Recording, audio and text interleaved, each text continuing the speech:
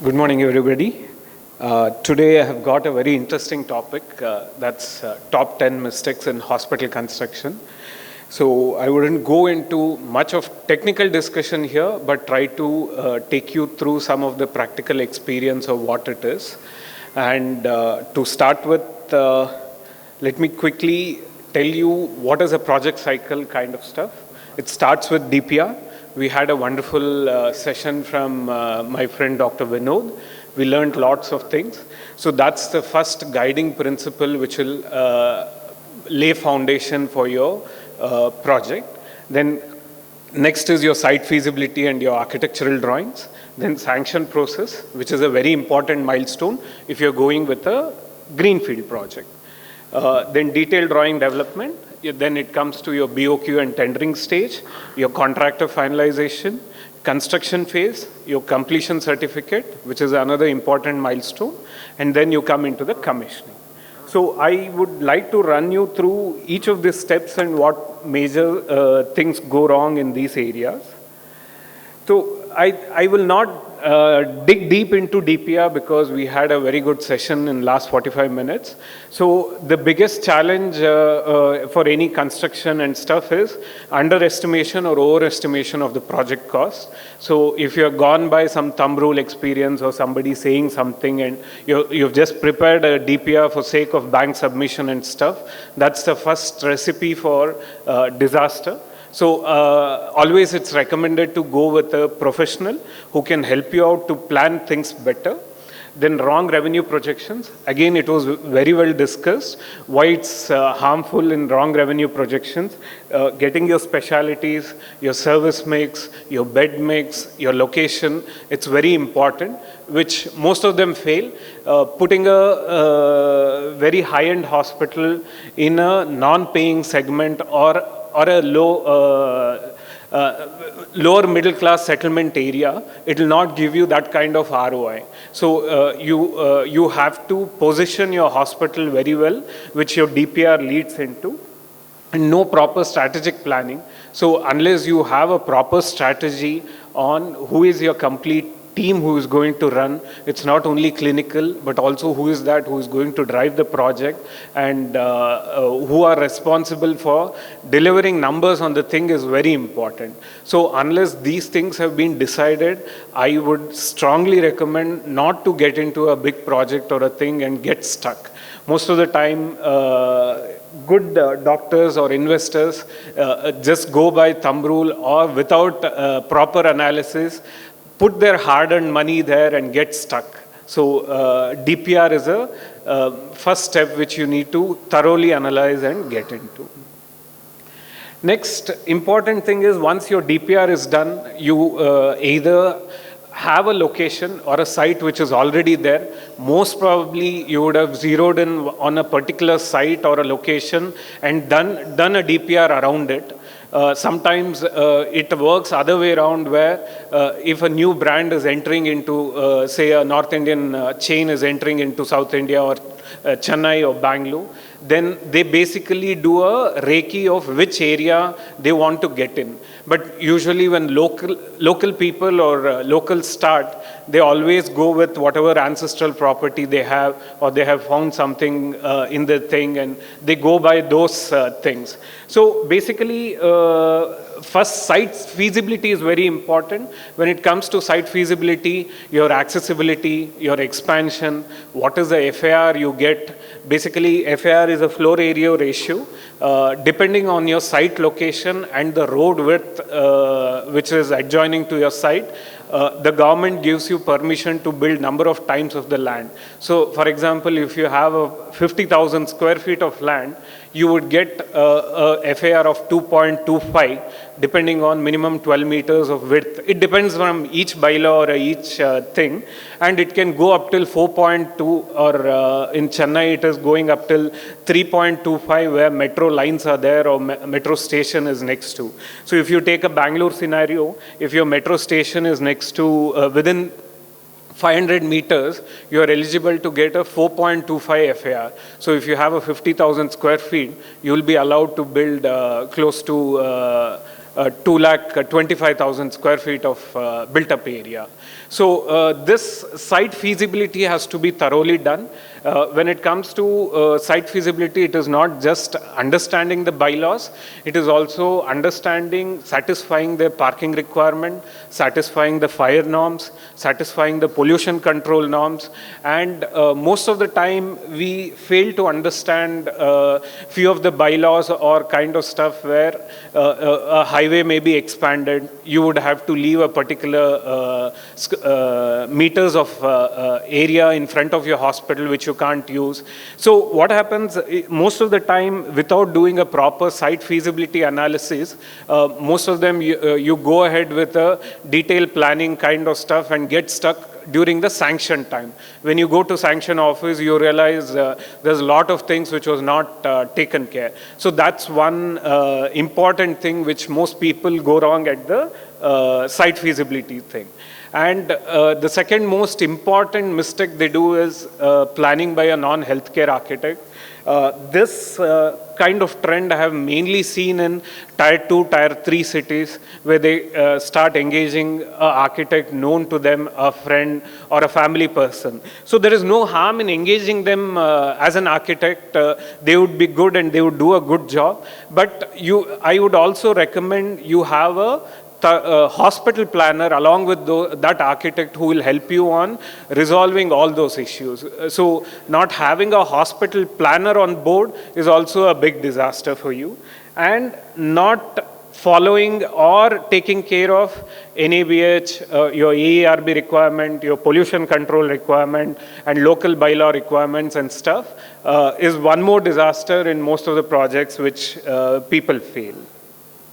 Then once your basic plan and concept is done, we move to sanction process. So during sanction process, each of your local municipality has got its own, what we say, way of checking things. So if it is a first time project, if it is a land, then you need to first understand, is that land in the commercial converted, or it is still in agricultural, or it is still in an industrial phase, or kind of stuff. I think most of the Chennaiites would know there was a hospital from one of the North Indian brand which started, which took close to 10 years to commission.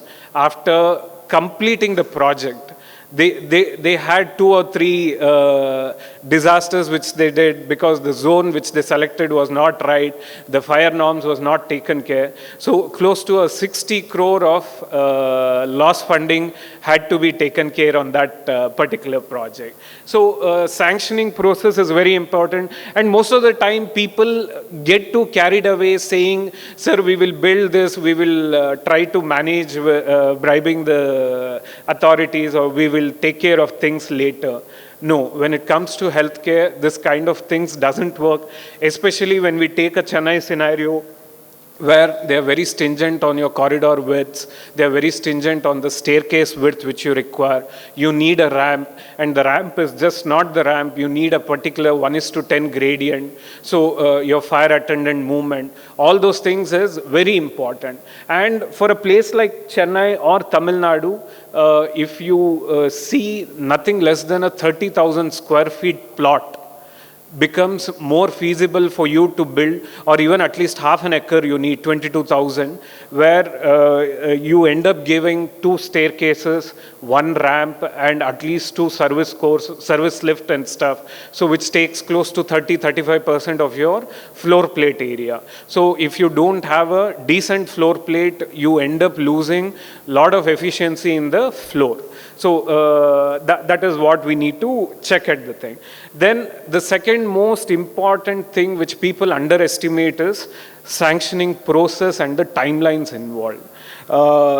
Personally, I had this experience for one of the projects which we are doing in Chennai only, which we had planned for 3 months or 4 months of sanctioning time. We took close to 9.5 months. So there was a political regime change.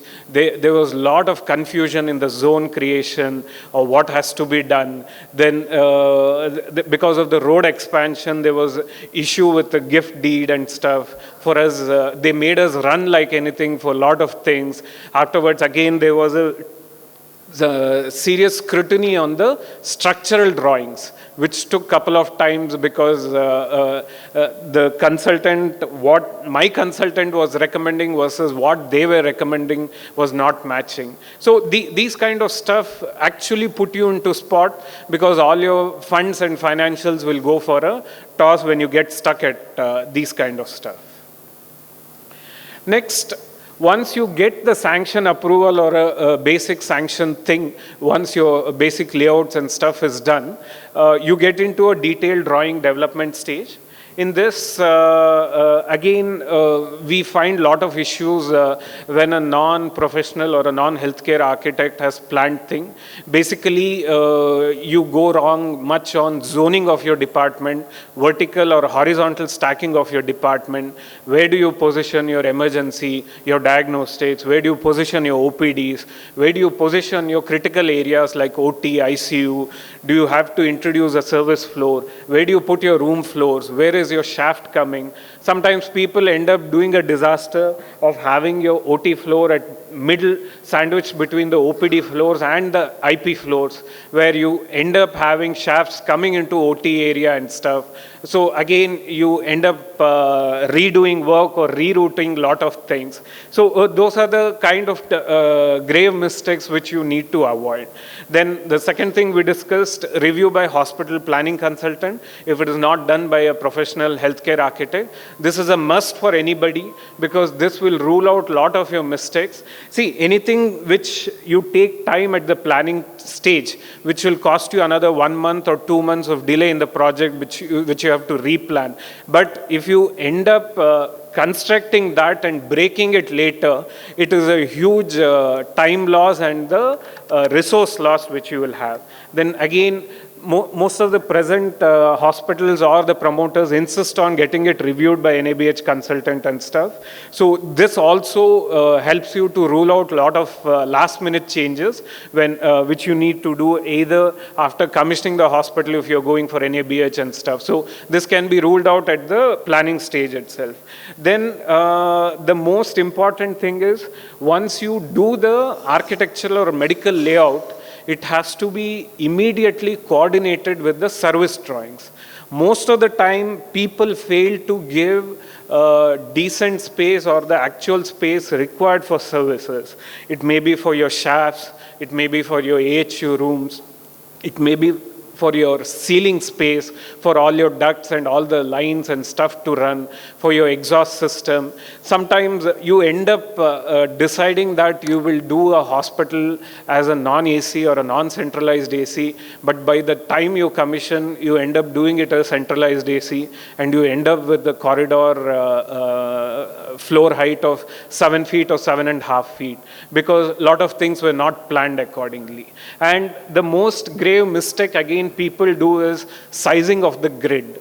Grid sizing is very important in the hospital plans, because your parking is guided through that, your room widths are guided through that, and your OT and ICU is guided through that. If your grid sizing is not right, you end up having columns in between the OTs or in the rooms or projecting out or in the ICUs and stuff, again which you will lose a lot of efficiency in the floor plate. Then the other disaster which happens is having too many consultants. You have one architect to plan, you have a separate interior designer, you have 4 or 5 separate engineering consultants, and you have a separate civil guy or a structural guy. What happens is nobody takes championship in leading or coordinating drawings when you have too many people on board. No doubt they add value, but at the end of the day, the cycle or the time spent on coordinating all this takes you away on your valuable time. So we would recommend that you keep as minimal consultants as possible, or the best way is to go on a turnkey basis where one person can completely handle, and we can invest on a peer reviewer who checks on your drawings and your BOQs and stuff as you go on. So that would rule out a lot of issues and stuff. And Other place where we see a mistake in smaller places is they try and negotiate to avoid paying a design fees. They say you design and build. So most probably either they go with a builder or they go with an architect who either has none of the skills, in the sense an architect may not be that competent to do a complete project, or a builder is not that competent to do a complete hospital architectural drawings and stuff. So here you end up losing on one. Either you have a very good team which constructs but you fail on planning, or you have a very good planning part but you end up paying more or delay in the project time because that team is not able to deliver on the execution. So that one thing is which you need to avoid. Then after all this is done, the crucial phase for any project is BOQ and tenders. So this is a time where you need to take strict calls and actually take a decision on any of the overshooting of the budget. So basically a good DPR which you do has already defined how much of amount you are going to spend for each services or each of the thing or for your construction phase and stuff. So when you go through this BOQ and tender phase, this is a phase where you know exactly where your project cost would turn out. So this is a time where you need to trim certain things. If you are overshooting on things, there may be sometimes double safety, more things, or you would have hiked on certain things which is not. Either you have to trim on the MEP part, or you have to go back and correct your project cost report so that you can have the required cash flow to finish the project. So that's one of the biggest things which you need to do at this stage. So here, the biggest mistake what people do is they go into BOQ stage without doing a DBR approval. So this DBR is nothing but a design brief report. In this, most of the services are explained. They explain you on what concept is the hospital design would be built. Like I explained last time that it's a centralized AC or a non-centralized AC. You go with chiller, you go with VRV system. What's your kind of water supply system? What's your electricity plan? Most of the time people get misguided saying even for a 100-bed hospital, you take 2 LT connections, we can manage and then get into thing. So you would require a HT connection. So you would require what kind of DG power you are going to have, what kind of UPS things is required. So all these things, once we analyze, like typically we go wrong on the water calculation.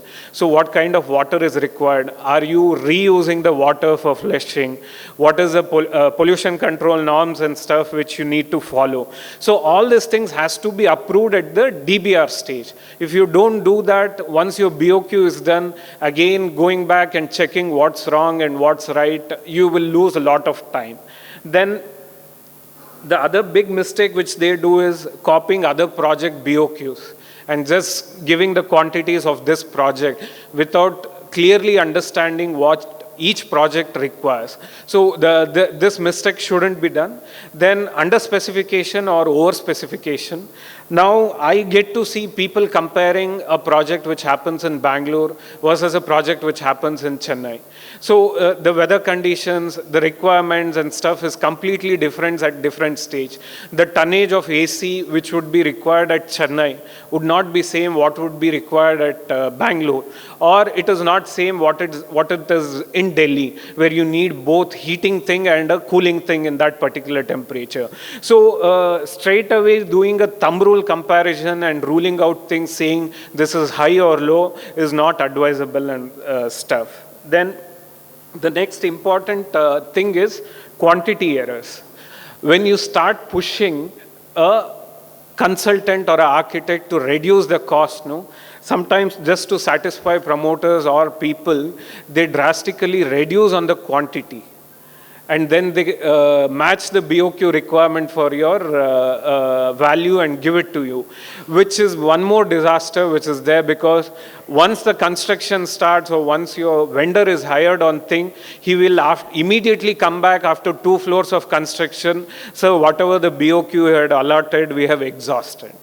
So this is one thing which you have to particularly watch out, where you don't make a mistake on the quantities which you assume in the BOQ. And last thing is, like we discussed, no third-party audit or a peer review. I feel any project which is more than 30-40 crores which goes into infrastructure, it hardly costs you anything to get a peer review or a third-party audit, which has to be done so that you are double sure that you don't make mistakes. Then the next stage, once all your BOQs and tenders are ready, it is you're floating your tender and contractor finalization. So in this contractor finalization, the biggest mistake people do is they don't do a proper vendor evaluation. Just because somebody recommended, or just he is a family friend or somebody, you take him on board, you don't get a comparative quotes, or you don't analyze his strengths and weakness, you start off or allot the project, which is a disaster. So always evaluate your vendors technically, how strong they are. Do they have a technical team internally to understand your drawings, BOQs? Do they have enough engineers to get them on the site and get executed and stuff? All this technical evaluation has to be thoroughly done. Second thing is, you have to do the financial evaluation to understand whether your vendor has got enough cash flow to run the project. It shouldn't be a scenario where you bring a small-time vendor on board, give him a big project, and he cries every time for you to pay advance or ask you money at every stage, which disrupts your cash flow. Or sometimes he takes money, but he diverts it to other project, and you end up getting delayed on getting things supplied at your site. So financial evaluation of a vendor is very important. He should be at least doing 3 times the turnover of the size of the project value which you are allotting to them. So that has to be basically taken care. Then the background check, which is very important. Just don't accept whatever client name or project names they give. You please put somebody who can call up or visit those projects, check the credibility of what the person is claiming. So this will rule out a lot of false claims or false commitment from the vendor side, and which will be very good for us to take the project easily. Then the other disaster which people get to during the BOQ and tender stages, straight away get into L1 without proper analysis. Why someone is giving a L1? Is he really skewed away from whatever the budgeted quote or a tender quote with what a professional architect or a consultant has given? If something is costing 100 rupees, if he is quoting 80 rupees, obviously he will not be able to meet that end. He's somewhere making his margins, or you will, it's a recipe for disaster for you. So always, all deviation, when you compare with 3 or 4 vendors' cost, anybody who is deviating very much away from the possible thing. See, there is always 5 to 10% variation between vendor to vendor, which is acceptable, because certain vendors take more overheads, certain vendors take less overheads.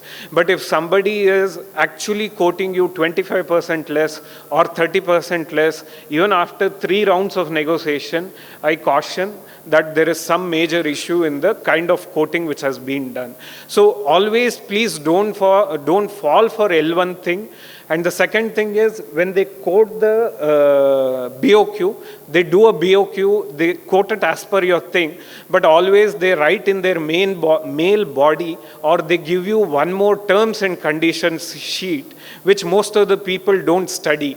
There they would have added certain things is extra, this is not included, scaffolding is not included, transport is not included, you have to arrange the crane, you have to supply, you have to supply electricity. So there are a lot of ifs and buts which each vendor puts. I think once you finalize on the BOQ or the rates, it is very important for you to go through each of his terms and conditions so that you rule out or don't get caught once you start the project. Then once the vendors are on board, we come into construction phase. So before the construction starts, or even you hit the ground, you need to get your cash flow ready. So cash flow is not the budget part which I'm saying. I'm saying if the project is running for 18 months, you need to know under each month how much of the cash outflow it goes. Always if it is a greenfield project, first 8 to 10 months your cash flow is very low because the civil doesn't take much. But after your 10th month, immediately your cash flow shoots because your engineering people come, your other things come, you start ordering long lead items, you start ordering medical equipments and stuff.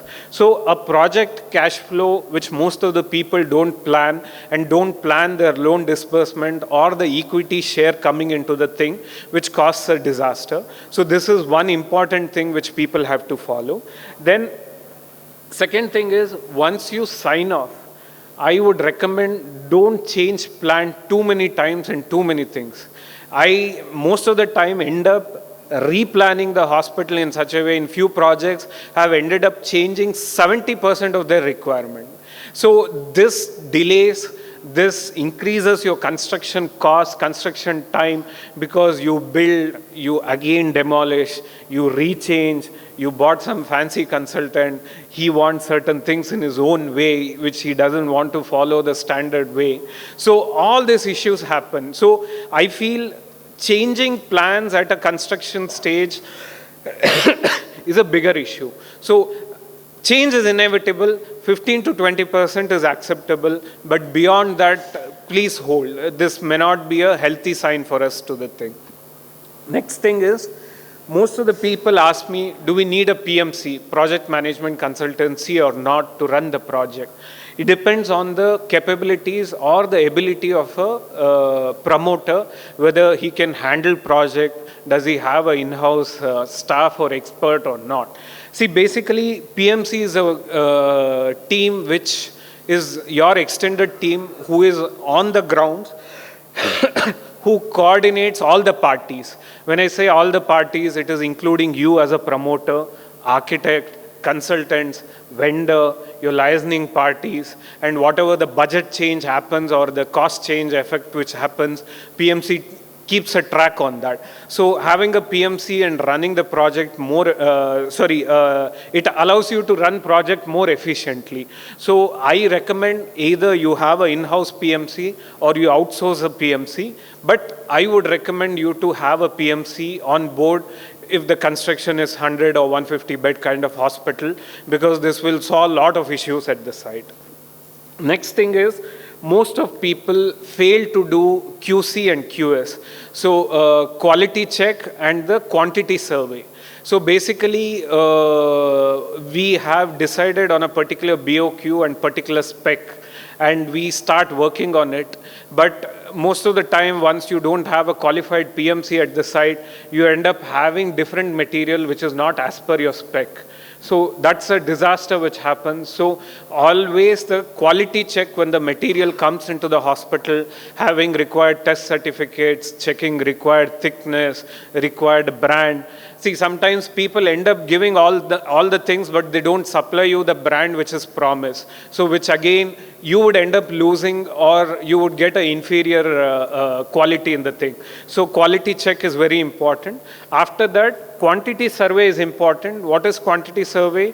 If you don't check the measurement at site properly, as per the measurement sheet given by the vendor, then you end up paying more. So you need to have a proper quantity survey. Unless a QS is done, your bills shouldn't be cleared at the site. So most of the people miss on this because there is a pressure to finish on time and stuff. You keep giving ad hoc advances to the vendor and stuff, and you realize after paying 80% of the money, it's only 50% of the work which is done. So not to get into this kind of situation, you need to have a proper QC and QS. The other problem which most of the sites end up is not following a proper sequence of work. So always there is a sequence of work once the civil is done, which services has to be done first, which has to follow, where are your hard lines like your fire pipelines has to go, who has to get priority in the corridor, who has to enter where. So the sequence of work has to be very important. Unless you do certain activity, you can't get into interior work. In some sites, you would be seeing that still in second and third floor, civil work is going on in full-fledged. There's a lot of water and a lot of things happening, but somewhere in the ground floor, you have started doing tiling and stuff. You end up having broken tiles or scratches and stuff, having things. So once you don't follow a sequence of work, the quality of finish is not that what you expected. So please stick to the sequence of work. And the other last thing which you need to keep in mind is ordering long lead items exactly on what time it is required. It may be a lift, it may be a DG, it may be an electrical panel or a HT transformer or chillers or kind of stuff. If you order it before the time, it has to be stored in a site for 3 months or 5 months in a disaster situation where you put it in a basement or a ground floor where you end up losing certain things because of rat bites, or because there is a water flooding which is happening, you lose warranty on those things, or you lose, there is a lot of times where theft happens when the things are stored in the thing. To avoid all this kind of issues and stuff, please plan your long lead items and then accordingly take care. Then once the construction is done, when we come to the completion certification stage, which is a very important milestone, you need to see when exactly you need to apply for local completion certificates. So if you see the completion certificate requirement, there is a lot of sequences of activity which you need to get cleared. First, you have to get your pollution control thing cleared. You have to get your fire part of it cleared. You have to get other NOCs, and only at last you get the occupancy certificate. So each of this activity requires certain amount of work to be finished at site, certain sequence of things which has to be done. So you please study the completion requirement, what is required for each of the municipal thing or the thing, and sequence your work accordingly. You need not finish your hospital 100% to go for a CCA, completion certificate, but you can go, say for example in Chennai, you need to do your basic outside thing and you need to have a primer done, you need to have your joineries done, you need to do your compound and you need to have your driveway done. Only they expect conduitings to be done in the floors and stuff, not beyond that. So you can time your CC application in such a way that you can save time on your MEP services and interior thing when it is happening. Your CC application can run parallelly. So it will help you on saving time on completion of the project. So again, we discussed on sequence of work. That's again what is required for the CC completion. So that has to be given a priority and completed, which can work. And the most disastrous thing which happens during the completion certificate is the deviation of the plan. How much have you deviated? Is it 5% with this acceptable range? If, say for example, you have got a sanction for G+5 floors, but you have deviated with 1 or 1.5 meter high, which is still amicable or you can still manage on things. But if you're going to build 2 floors extra or even a 1 floor extra, getting your completion certificate is not possible unless you go back and change your sanction plans or you really have that kind of authority to get things. So always be cautionate when you're deviating anything from the sanction plan, or the deviations in few places happen post CC. So that is a recommended way. Please don't do any deviation before the CC and stuff going to happen. So last thing is what disasters happen at commissioning stage. One is most of the time you don't end up preparing a snag list. Snag list is basically what are the works which is not completed as per your requirement, as per your finishing, or as per your recommendation. So that has to be done thoroughly, and each contractor or each vendor has to give closure for that. So once this is done, a proper professional handover and takeover has to happen. a non-technical guy taking over the project or the mechanical installation is not advisable. Your civil guy will not understand whether the required commissioning of panels, your DG or your UPS or kind of stuff is done. So you need to plan accordingly and take handover and take over. So this has to be a proper documentation. It has to follow with your warranty certificate, guarantee certificate, test certificates. Certain things needs kind of what we say validation.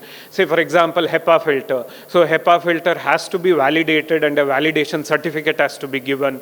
If you're putting a WTP or a RO, your validation on the water quality has to be done. Your pressure testing validation has to be done. So all these things has to be a proper handover and takeover. You shouldn't hurry on this particular thing. And the next thing is, unless whole of your hospital dry run is done, don't release any vendor out of your site. Every vendor who is part of your project has to participate in the dry run, and every system which you do, there are 12 to 13 systems which is in the hospital, has to run and completely effectively without fail, at least for a recommended time of interval. So dry run is very important with all vendors on board, which you can't miss and do. And warranty and guarantee, collecting it, and when and what time the warranty and guarantee starts. Sometimes if your equipment has arrived early, by the time you install and commission, they negotiate and say warranty and guarantee time is over. So these things has to be sought over. You need to get warranty and guarantee once the commission and handover technically. So this has to be taken care and this has to be renegotiated. So that's the important thing which you can't miss out on, warranty and guarantee. So this is a rough scope of what we do. So we are into complete turnkey infrastructure, planning, designing and execution. We are also into healthcare solutions, public health consultancy, training and academy. If you have any further doubts, If you have any further doubts, I would happy to take those questions during the Q&A session, or we are available at stall in 2A28. We can have a chat there. Thank you for your time.